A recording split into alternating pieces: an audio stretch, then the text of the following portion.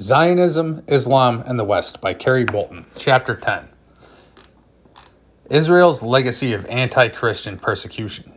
While the image of the Mad Mullah and swarming masses of fanatical Muslims poised to rend asunder Western civilization is one that has been resurrected from prior centuries and is propagated by the apologists for Israel with increasing vigor, the mythic specter has served to obscure the anti-Christian foundations of the Zionist state. Hence, the spectacle of Christian Zionists as among the most fanatical defenders of Israel is an historical travesty, as odd as the Christian fundamentalists supporting the League of Militant Atheists in the USSR. Indeed, there is an analogy. The League of Militant Atheists avidly sought the obliteration of Christianity in the Soviet state. Zionists and Orthodox believers in the Talmud who have a major presence in Israel are as zealous in obliterating Christianity from the Holy Land as their Bolshevik counterparts of yesteryear. Yet, how widely realized is it that Israel is a state where Christianity is repressed and despised? A hint of the situation was publicly exposed when it was reported that the Protestant cemetery of Mount Zion was desecrated in what Christian leaders in Israel state is the latest in a string of relentless attacks on church properties and religious sites. The smashing to pieces of stone crosses toppled from the gravesites was a particular feature of the vandalism. Unsurprisingly, the news does not seem to have been featured in the manner by which the desecration of a Jewish site would receive from the world's mass media. In particular, there have been no worldwide protests and street parades demonstrating outrage, of the type that takes place when even a minor vandalism is inflicted on Jewish sites. When such actions are treated with such gravity as to inspire calls for new laws to stop the rise of anti-Semitism. While New Zealand's Dominion Post newspaper, serving the capital region, devoted 2 sentences to the subject, the most detailed report seems to have been written by Daniel Estrin of the Associated Press. Estrin reports that 4 Israeli youths were arrested but were released without charge until further questioning. 2 of the youths were affiliated with Hilltop Youth, a group responsible for attacks in recent years on Christian and Muslim sites, and Israeli army property in protest at Israeli government policy, and 2 youths were students at a Jewish seminary. There have been many high-profile sites vandalized over the past year, including a Trappist monastery in Latrun, outside Jerusalem, where vandals burned a door and spray-painted "Jesus is a monkey" on the century-old building. A Baptist church in Jerusalem and other monasteries. Quote, clergymen often speak of being spat at by ultra-Orthodox religious students while walking around Jerusalem's old city wearing frocks and crosses. Search for Common Ground, SCG, an NGO that monitors news reports of attacks on religious sites, states that 17 Christian sites have been reported vandalized over the past 3 years. However, a police detective in charge of the Christian affairs told the Search for Common Ground the number of vandalized sites is higher, but Christian leaders did not report many of the attacks to the media. Additionally, SCG does not include vandalism in the Old City of Jerusalem in its survey, because many of its sites are in dispute and the organization wants to be seen as neutral. Hanna Bendikowski of the Jerusalem Center for Jewish-Christian Relations states that the Christian leaders often do not file complaints with police because many are in Israel on special visas and want to maintain good relations with the authorities. She states that there is a strong feeling that police are not really interested in the problem, although police spokesmen claim otherwise. And we see this too with the Coptic Christians in Egypt. A lot of times they don't want to call it a persecution if they want to maintain any kind of clout and authority there and not get arrested.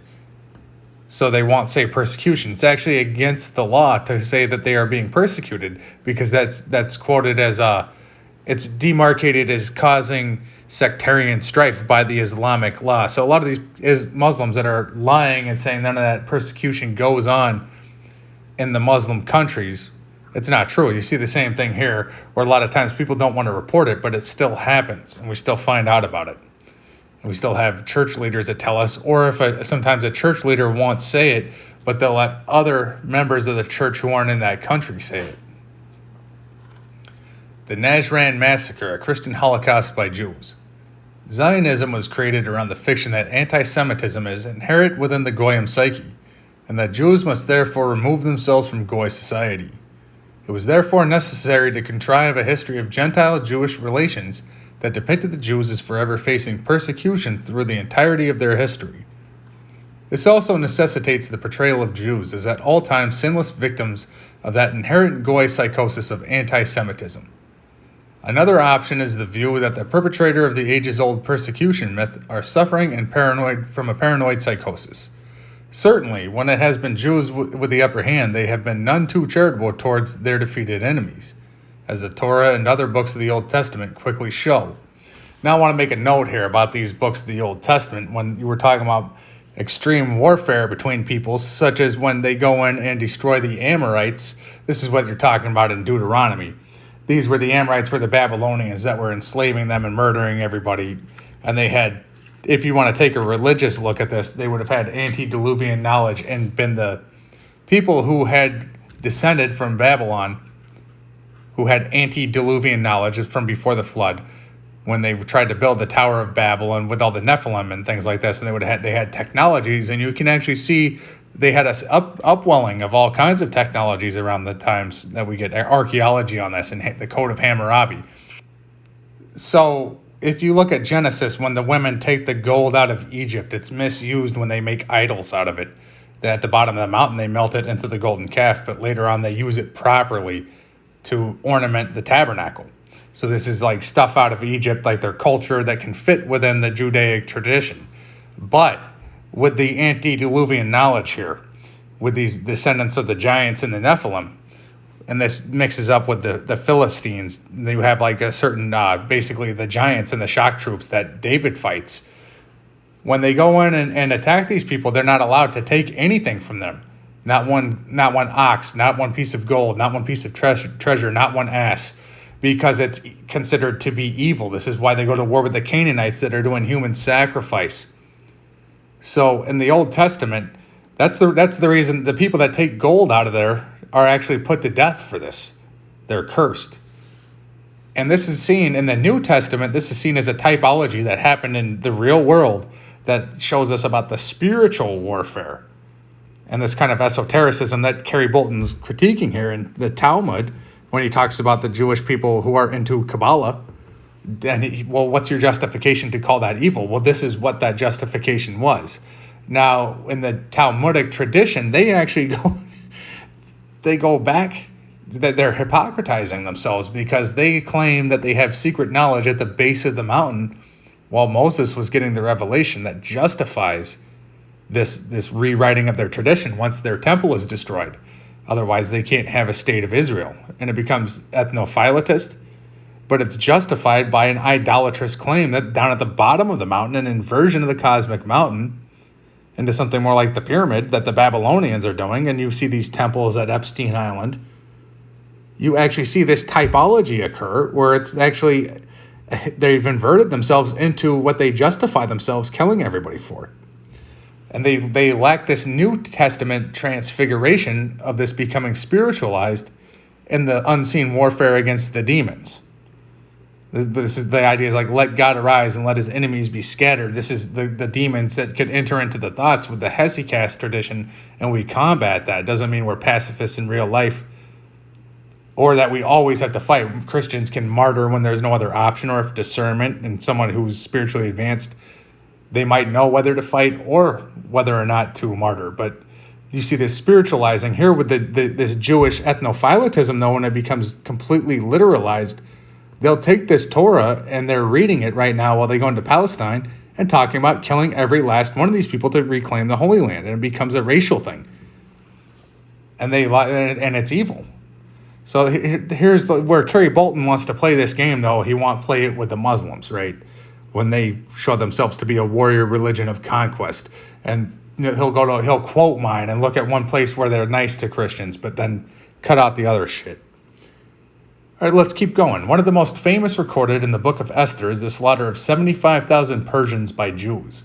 Once they got the upper hand, a slaughter that continues to be celebrated today at the Feast of Purim, where Haman cakes are eaten and there is much boisterous rejoicing. In 500 AD, the Arabs of Najran in southern Arabia converted to Christianity.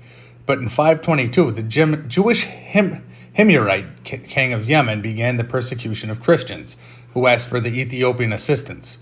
With the Himyarite defeat of Ethiopians in 523, the Najran Christians were massacred. Najran had been the first place in South Arabia where Christianity was established, and had a large community with the seat of the bishopric. The Jewish king of Yemen, Yusuf Sr. du Nawas, aimed to create a Davidic kingship, but Najran was an important trade route. When the Najran Christians refused to abandon their faith, 4,000 were said to have been burned alive. In a document by Bishop Simeon of Beth Arsum on the Najran Holocaust, he records that a Najran noblewoman named Rum brings her daughters before Du Nawas and defiantly states, "Cut off our heads so that we may go join our brothers and my daughter's father." The daughter and a granddaughter are decapitated, and Rum is forced to drink the blood. King Du Nawas asked, "How does your daughter's blood taste to you?" Which Rum replies, "Like a pure spotless offering. That is what it tasted like in my mouth and in my soul." A difference between Islam and Judaism is that whereas the Quran honors Jesus as a prophet and his mother Mary, the Orthodox Jewish Talmud on a religious codex describes them in what we might call less than flattering terms. Hence, Islam honors the Christian martyrs of the Najran, the Quran stating of them, "Slain were the men of the pit, the fire abounding in fuel. When they were seated over it, they were themselves witness of what they did with the believers. They took revenge on them because they believed in God the Almighty, the All-Laudable." I want to give a little pushback to Bolton here too, because it's not all fun and games between the Muslims and the Christians. Right now, the same Muslims he was just speaking about are killing Christians in Eastern Europe. Two, this is word fact fallacy, and it's not acceptable for either a Muslim or a Christian to say we believe exactly the same thing. This is actually the pan-heresy of ecumenism that our saints warn us against, that will start looking for easy worldly solutions that dilute the religion and turn it into something else. And these people want to reduce our religion into something that is a social tool. And they think the only evil in the world is the Jews, and that they're justified in making us change our religion. And you're not actually welcome to do that, and we don't have to do that. And coming in and acting like a big tough guy, or because you got a platform and you're the cool, popular person on Twitter or whatever. We don't care. We're not going to apostatize for you. That doesn't mean we can't have social alliance and say some of this is wrong. But you guys who claim to have action because you're doing something, or to call out someone like Jackson Hinkle as a Fed is bad, because to call him a glowy because he's doing something. You know, Ian Smith was talking this trash. Like we have to accept this. Well, guess what? If he is a Fed and he is here pushing Marxism, it's bad. Lots of people are doing something. Doing something was what got us into these wars in the Middle East in the first place. We had to do something. There was lots of people taking action. We had to do something to get into the Iraq war when everyone was playing Toby Keith. They were doing something. There's a million people watching, chicks smear period blood on their face or talk to rocks on TikTok. That doesn't mean it's right. The Kardashians, they have an audience and they have influence. Just because you have influence doesn't mean you're right. You're wrong. And if you follow somebody who's a Fed, who's a plant, who wants to turn our religion into a tool for them, that it's going to end badly. And we don't have to accept that. We could do something the right way. We could actually have the arguments we need to have instead of stifling them. And you don't get to come in and tell us what our religion is, or that we have to accept it becoming inevitably syncretized with Islam. This was exactly what the church that was, if you want to talk about Jewish infiltrators, there was a Jewish infiltrator that ran the Living Church, the Renovationist Church in Russia. And that's who the atheists targeted and blackmailed and got sexual blackmail on with this Epstein Island type model. The communists did that. And that became Stalin's church. And Stalin, when Sergius, the bishop of this church, wouldn't do what he said, brought his kid in front of him and broke the kid's fingers. So to sit here and you have all these based MAGA Marxists trying to act like that was the church. Sorry if we don't want to accept that. And that was started with a Jewish infiltrator before it became the Sergian church. And they did the same thing that's going on in Ukraine that these people want to talk about. This Henkel guy wants to talk about, we're so bad in Ukraine. Well, what's going on in Ukraine? We made a false church as a social tool. And Zelensky is doing the same thing Stalin did with his fake church. These people show us pictures of as though it was Orthodox. And anybody that wouldn't go to that church and went to the real one, Stalin threw in prison or shot. So this is what Zelensky is doing in Ukraine right now with his fake church. So we're not going to let you come in. And if you want to act all tough, we don't care. This is our faith. And this is also the same for this Vervaeke crowd or the Bridges of Meaning crowd if you want to get into inside baseball, or Jordan Peterson. If you want to have aims of doing stuff to actually preserve the world, that's fine. But the arc and whatever it is, isn't the first thing. We can have social alliance, but our religion isn't a tool for perennialism. This is a death of truth, and it will incorporate these eras, and these projects are always adjacent to the very things that they are against. Jordan Peterson is against the World Economic Forum, but he has similar metaphysical presuppositions, and there isn't a real actual case for God there. He just pawns that off to a bunch of different belief systems, and the only way to get a lowest common denominator is to end up in all this masonry and all this perennialism and all this stuff that ends up being steamrolled by the World Economic Forum. And it's built upon this lie that the capitalism and mammon come first before religion. Somebody tried to say Candace Owens today was being anti-Semitic for saying you can't worship two masters. No, Christ said that. If we're Christian, that is the first thing we think. It doesn't mean that every Jew is some bad person who's the only people behind every evil and the only bankers out there. You got your Rockefellers, you have other people. These systems are something self-operating.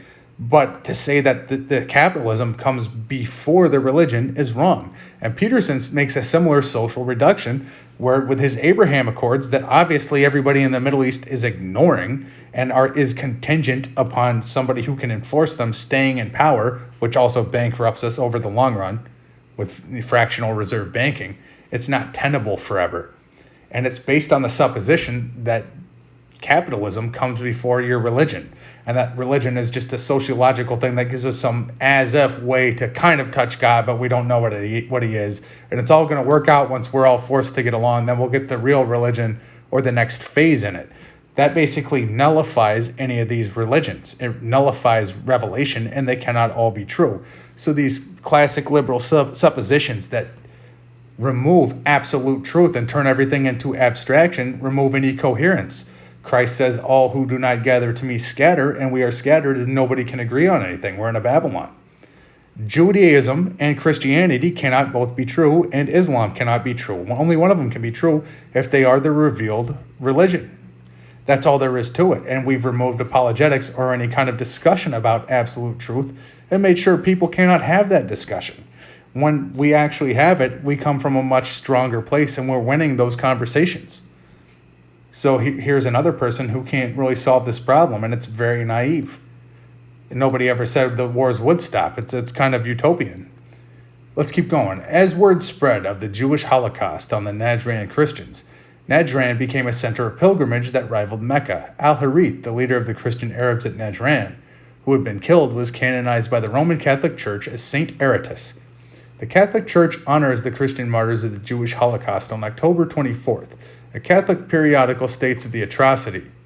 The leader of these ancient Christians was a certain Abd Allah ibn Harith, who became Saint Aratus in the Roman martyrology. He and his soldiers were beheaded. Priests, deacons, nuns, and laymen were thrown into a ditch filled with burning fuel. 4,000 men, women, and children were slain, including a boy of 5 who jumped into the flames to be with his mother. I cite this example to show that the tales of persecution of Jews by the Goyim since ancient times are one-dimensional and have been made into both a religion and a political doctrine that has become a central role to the Jewish thinking and the foundation of the Zionist state. While Jewish persecution of Christians or Muslims at all cannot even be acknowledged by Jewish officialdom on any level, it is the religious zealots of Orthodox Judaism who, however, blow the cover on the pathological hatred some of the influential sections of both Judaism and Zionism have towards Christianity, while Zionist lobbyists and politicians court self-styled Christian Zionists. I want to add something here too, because as we get into the printing press and we get away from the saint being in charge and the church leading, it's every asshole with an idea who writes a book.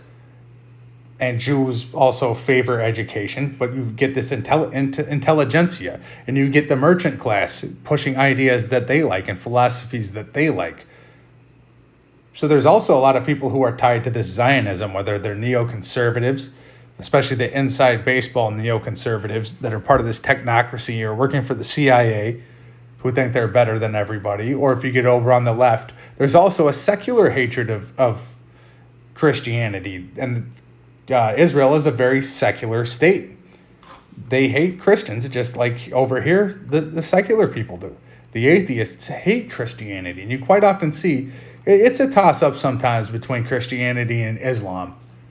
You see the way that some of these atheists, but they're quite often tied to the Zionism. But sometimes they hate the Islam the most because they see it. They also look at it sociologically, and they see the birth rates, and they see that war is inevitable, so they think they should have preemptive war and to blow up the Muslims or whatever, like Sam Harris. But they really hate Christianity. Quite often, they focus on it as though it is their first enemy, especially the ones that want to bring Islam here to break Christianity down and to syncretize these religions. And this is our problem with ecumenism, is that you will have a false version of Christianity that is Antichrist, whether it's a typology of Antichrist or the final one. So we don't accept ecumenism. We're not going to reduce our religion to saying we believe the same thing when we obviously don't. And you can look at all the debates. I have them pinned on the YouTube channel. And there's an Islam versus Orthodoxy listed debates with also Catholic Sam Shamoun. And then there's also one with arguments with Judaism, where we are capable of winning if people would allow the debates.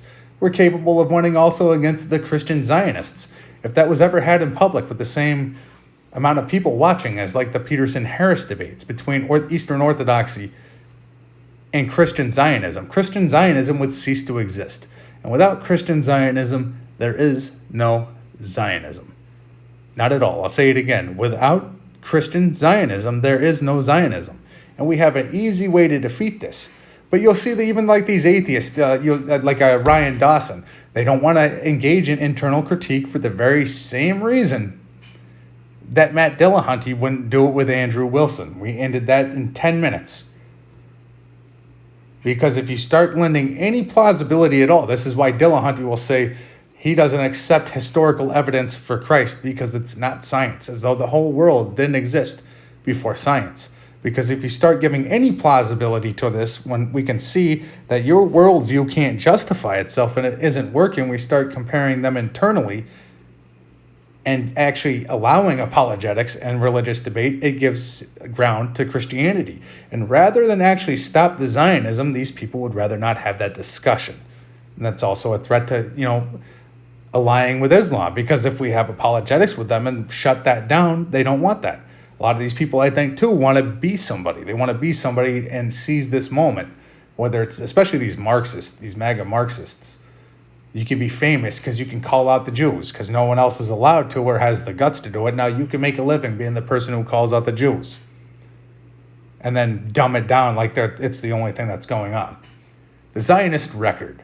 When Zionists went blundering over the Holy Land, this broadly termed collection of Jews ranged from religious zealots to communistic atheists. Despite those differences, what they had in common was an ancient legacy of contempt for the Goyim and a hatred of Christianity and Islam. From the first arrival of Zionist terrorists of Stern, Ergen, Palmach, and others, therefore, Christians and Muslims were not going to fare well in the Holy Land. Monsignor Thomas McMahon, Secretary of the Catholic Near East Association of New York, wrote to the United Nations on August 20th, 1948, quote, "There have been constantly some violations and desecrations of Catholic holy places." The Associated Press report on August 19th, 1948, confirmed that Jewish forces perpetuated criminal acts against 12 Roman Catholic institutions in northern Palestine. 7 churches, convents, and hospitals have been looted by Jews and others seized by force. Monsignor Vergani, General Vicar of the Latin Patriarch of Jerusalem for Galilee, reported that, quote, "The chapel was profaned. The altar overturned. The statues of the Holy Virgin, St. Francis, and St. Anthony were broken. At the church and hospice in Tabacum, quote, "The chapel profaned, the door broken open, the statues in pieces. Sacred vestments torn and thrown to the floor, the tabernacle opened by force, the chalice stolen, crosses broken," end quote. According to Father Pascal Saint Jean, Superior of Our Lady of France Hostel, valuables were stolen, archives plundered, and both chapels were desecrated, figures of Christ unfastened from crosses and taken away. In the great chapel we came upon Jewish soldiers of both sexes dancing in the sanctuary to the music of the harmonium.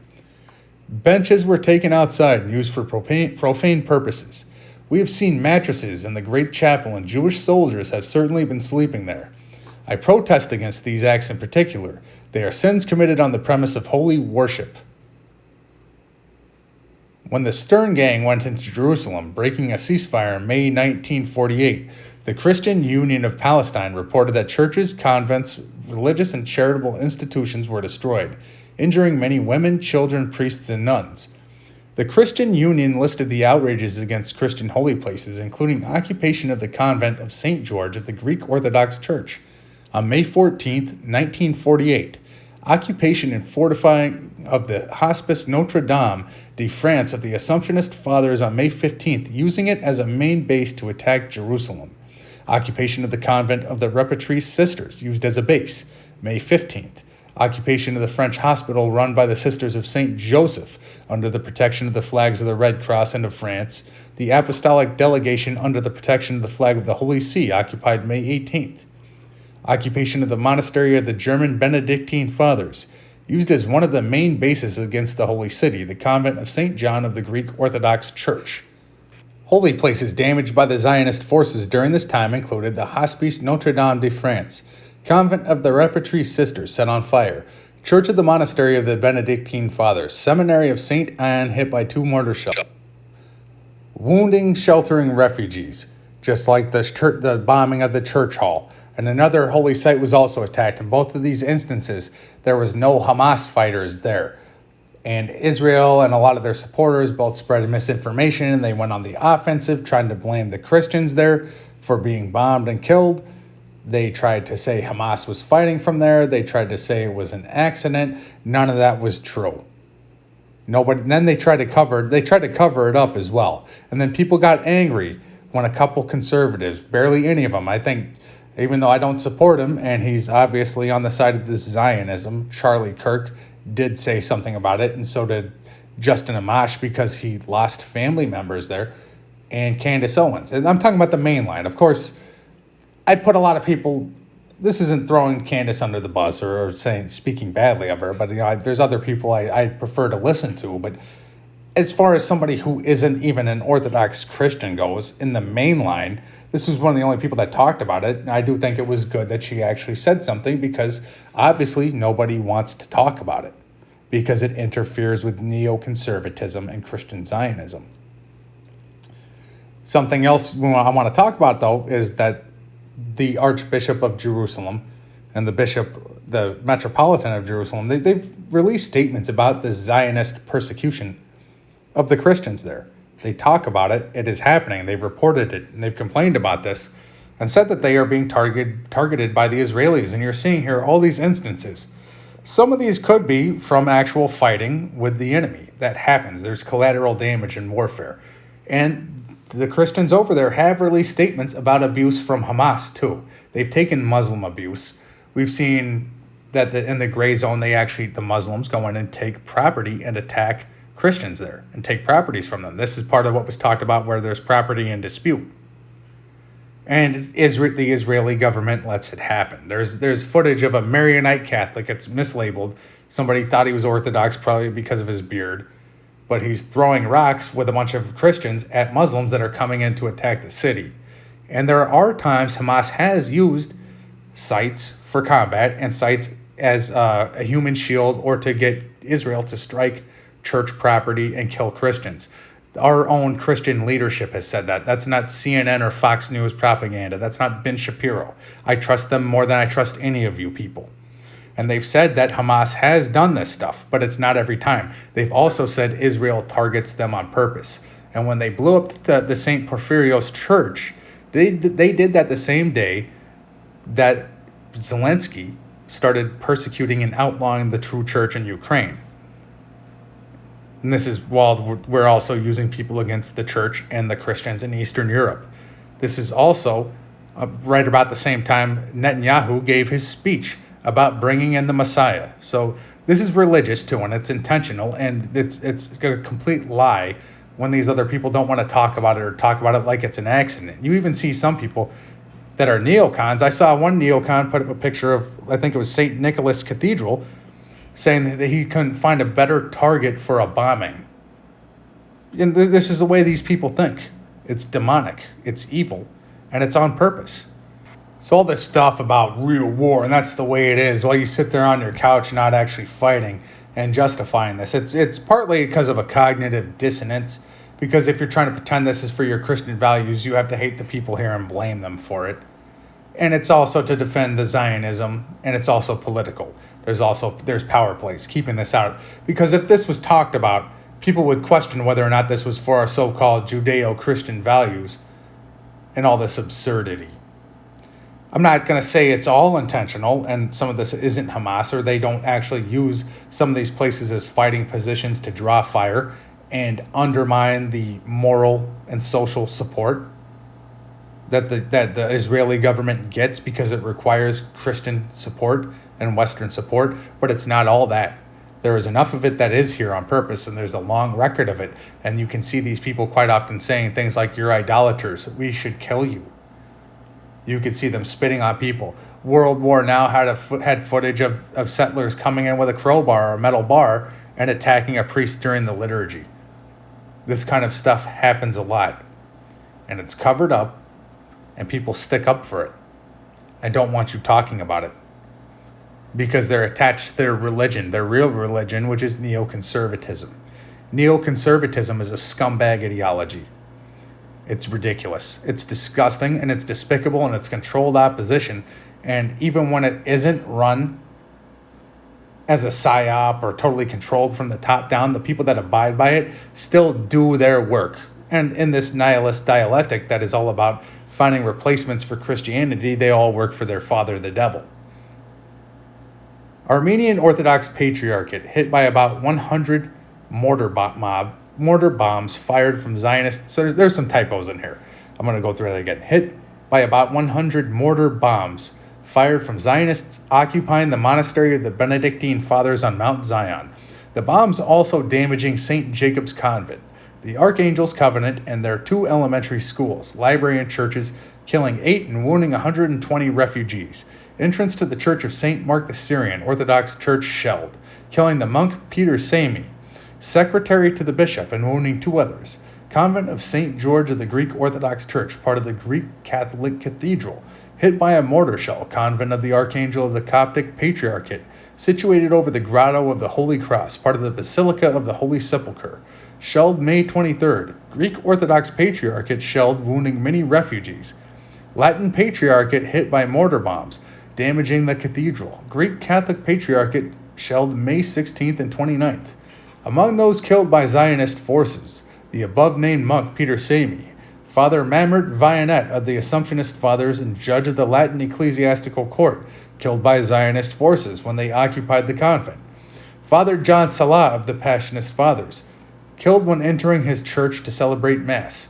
Brothers Sigismund and Cyril of the Christian Brothers wounded inside their school. On April 16, 1954, Zionists attacked the Greek Catholic Community Center in Haifa and danced on the graves, threw out the human remains of many tombs, and smashed 73 crosses and 50 statues of angels. Several months later in Haifa, a procession led by the Carmelite Fathers was attacked near the caves of St. Elijah on Mount Carmel. Father Rezk of the Greek Orthodox Church, Jaffa, reported on August 4, 1956, armed Jewish soldiers broke through the church door. Chalices and sacred vases containing the Holy Host were stolen, along with the other religious items. They threw away the icons of Jesus Christ and the Holy Virgin in the garden next door. In January 1963, 70 mostly yeshiva students attacked the Finnish Christian mission school in Jerusalem and beat the school pastor, Risto Santala. The mob was incited by an editorial in the newspaper, Yediot Aharut, December 23, 1962, which stated that the Christian mission was converting Jews. When Zionist forces occupied Jerusalem in 1967, Nancy Nolan, wife of Dr. Abu Haidar of the American University Hospital in Beirut, described Israeli soldiers and youths throwing stink bombs at the Church of the Holy Sepulchre, the Church of St. Anne, whose crypt marks the birthplace of Mary, and the Church of the Nativity in Bethlehem were vandalized. The warden of the garden tomb, Reverend S.J. Matter, was shot, and shots were fired randomly into the tomb in an attempt to kill the warden's wife. Jews went into the Church of the Nativity and the Church of the Holy Sepulchre, smoking, littering, and bringing in dogs. On the murder of the warden at the garden tomb, Reverend Matar, Mrs. Sigrid W. Proft of Switzerland, was an eyewitness, stating that the Reverend and Mrs. Proft and herself went to the tomb for shelter from bombing and shooting when the Zionist forces attacked on June 5th. The following morning, Reverend Matar went out to go to the house to get some food.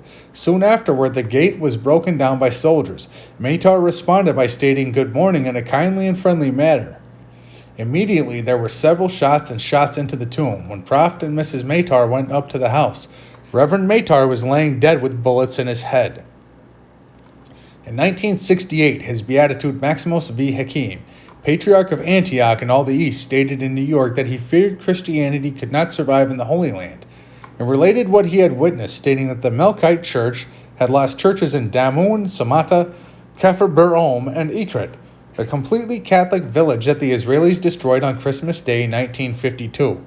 He stated that many churches were damaged in the 1967 war, and that many churches were desecrated by male and female soldiers entering the holy places indecently dressed and with their dogs. So this is very iconoclastic. They're doing that on purpose and bringing their dogs in there as a sign of disrespect. And they use these combats to take land that they think is their holy land, and they go after the Christians too because they hate Christianity. It's not every Jew, but the ones that are hardcore Zionists do. And the secular ones don't care for us either. When Zionists seized convents and churches on Mount Zion in Jerusalem in 1968, they looted gold and silver ornaments. An eyewitness account states that the interior of the Church of Saint Savior had its altar wrecked and an altar painting destroyed. The valuable collection of church vestments was missing. Armenian and Greek Orthodox cemeteries were desecrated on Mount Zion, including 14 tombs of Christian patriarchs. Practically every tomb at the Greek Orthodox cemetery was smashed. Likewise with the Catholic cemeteries. The Very Reverend Father Andreas, Procurator General in the Holy Land, stated in an article in the Catholic journal La Terre Sainte, March 1968, that the Jews actually dragged the corpses out of the tombs and scattered the coffins and remains of the dead all around the cemetery. In 1970, Archbishop Diadros of Hierapolis, Greek Orthodox Archdiocese of Amman, Jordan, issued a statement to the United Nations Human Rights Commission on the desecration of the Holy Land. The Greek Orthodox Church at Ein Kerem near Jerusalem had been vandalized and the tombs unearthed, and the corpses of the parish priest and others scattered in the streets among garbage, and the place had been made into a public lavatory. The St. Michael Church Jaffa was set on fire, and the remnants were surrounded by cabarets and nightclubs, whose patrons used the courtyard. Bison Creek Orthodox Church, Beit Shean, had been made into a public lavatory. The Greek Orthodox cemetery on Mount Zion had been destroyed by Israeli authorities and the bodies unearthed. Many bishops, clergymen, and nuns routinely have their crucifixes spat on in the streets, something that has not abated over the years. And we've seen all the footage of that. We see some of these people saying that we should be worshiping them. So I'm wondering what it is about this belief system that leads to people thinking everybody should worship in them, and then that it's okay to subvert other countries. And there's evil anti-Semitism, for sure, and there's bad blood between them and a lot of people in the Arab world, with the Muslim wars going back and forth for a very long time. But if you actually go in and think it's okay to subvert other countries, and you get kicked out of every country, and then you're sitting there saying everybody should be worshiping you, and everybody has to put you in your holy land, but you can keep it, and you don't need anybody's help, and you're the chosen people. Maybe there's something at a world level scale and at a theological level that's very narcissistic, and it's very inverted from what Judaism was supposed to be in the first place, to carry something special that was going to be a light to all nations, not their enslaver and somebody who thinks they're better than them that needs to be worshipped. I mean, that's a form of self-idolatry. So I wonder what it is about fixing yourself here, with where Jordan Peterson comes into this. But just because there was British property rights at one point, capitalism, so it's okay. Ongoing. When 4 Jewish youths desecrated Christian graves and others spray painted that Jesus is a monkey, these are not isolated incidents, but part of an ongoing process of eradicating Christianity from the Holy Land. They are manifestations of a politicized religious tradition that Orthodox rabbis proudly trace back to the Pharisees of Jesus' time. Let's say another thing. They just tried to pass laws to outlaw proselytizing. And the number of people who are secular in Israel rely and leverage on the religious fact that proselytizing is against the religion, except it's not quite against the religion. They allow proselytes to come in. St. Paul was talking to proselytes. This is in the Bible, but it's a longer process. So but you're seeing the secular people who don't care for the religion will team up with the very hardcore ultra-Orthodox Jews, will team up with the secular people they don't care for to try to shut down Christian proselytizing. So this also goes against the kind of case people that like Jordan Peterson will make, that we're going to have, as long as there's free speech, good speech will win out and people can actually win things, and proselytizing religions can be known by their works. No, they can't, because if in the Middle East, when Christians proselytize and win, it has to be outlawed. You get persecuted for it, whether it's by the Jews or the Muslims, because it's a threat to them. It is a threat to both of them. This is also part of the reason for the forced conversion of women. They did this whole Exodus thing where they talked about the Pharaoh, just like we're seeing with the transhumanist movement and with the wokeness and the depopulation and the feminizing of men. The Pharaoh wants to go after the men and get rid of the men and then turn the women into potential and use them to breed more Egyptians. Well, you're seeing that with the women being kidnapped there in Egypt and forced into conversion to become Muslims. We have enough saints in our church, by the way, because I don't really care if you want to say that's Western media. We have enough saints in our church and martyrs who are martyred under Islam. And there's more being made. And that's in Dostoevsky, too. When Ivan Karamazov talks about people in Turkey being shot in the face, taking babies and making them smile, then shooting them in the face, that was the Turkish Muslims. The Tsar went and actually got shot and died defending Christians against the Muslims. And the British, who do all this colonialism and wanted to get rid of tradition, teamed up with them. So this goes on.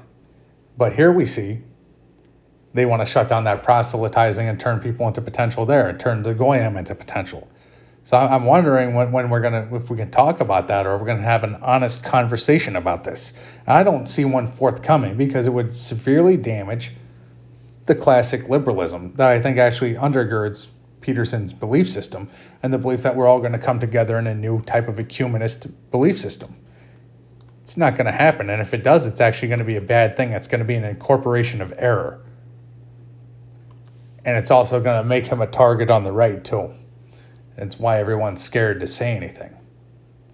As Dr. Israel Shahak has shown, the fanatical hatred of Goyim and Christianity is intrinsic to certain types of Judaism. This is a key point. Not all types, certain types, which have much influence in both Israel and among the diaspora Jewry. A slightly more measured but continual sign of hatred that the influential Orthodox Jews show towards Christians is that of spitting. In 2011, the Israeli newspaper Haaretz reported, clergymen in the Armenian church in Jerusalem say they are victims of harassment from senior cardinals to priesthood students. When they do complain, the police don't usually find the perpetrators. Ultra-Orthodox young men curse and spit at Christian clergymen in the streets of Jerusalem's Old City as a matter of routine.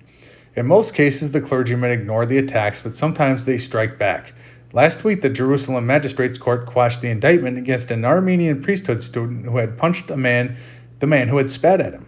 Johannes Martisian was walking in the Old City in May 2008 when a young ultra-Orthodox Jew spat at him.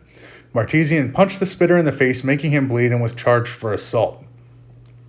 But Judge Dov Polak, who unexpectedly annulled the indictment, wrote in his verdict that putting the defendant on trial for a single blow at a man who spat at his face after suffering the degradation of being spat at for years while walking around in his church robes is a fundamental contravention of the principles of justice and decency.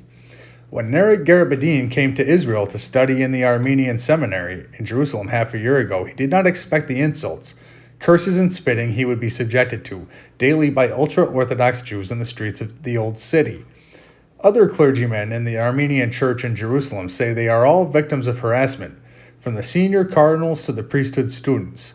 Mostly they ignore these incidents. When they do complain, the police don't usually find the perpetrators. The Greek Patriarchy's clergymen have been cursed and spat on by ultra-Orthodox men in the street for many years. They walk past me and spit, says Father Gabriel Bador, 78, a senior priest in the Greek Orthodox Patriarchate. Mostly I ignore it, but it's difficult.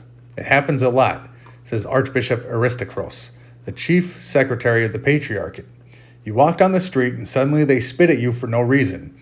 I admit sometimes it makes me furious, but we have been taught to restrain ourselves, so I do. A few weeks ago, 4 ultra-Orthodox men spat at a clergyman in the funeral procession of Father Alberto of the Armenian Church. Quote, "They came in a pack out of nowhere," said Father Gusin. "I know there are fanatical heretic groups that don't represent the general public, but it's still enraging. It all begins with education. It's the responsibility of these men's yeshiva heads to teach them not to behave this way," he says. Perhaps Father Gusin is being facetious. He surely knows that it's precisely such contempt for Christians that is taught in the yeshiva. The ultra-Orthodox Jews, including the Hasidim, who follow the occult teachings of the Kabbalah, do not recognize Goyim as being fully humans. While Reform Jews do not follow such teachings, Orthodox Jews, as Shahak showed in his Jewish fundamentalism,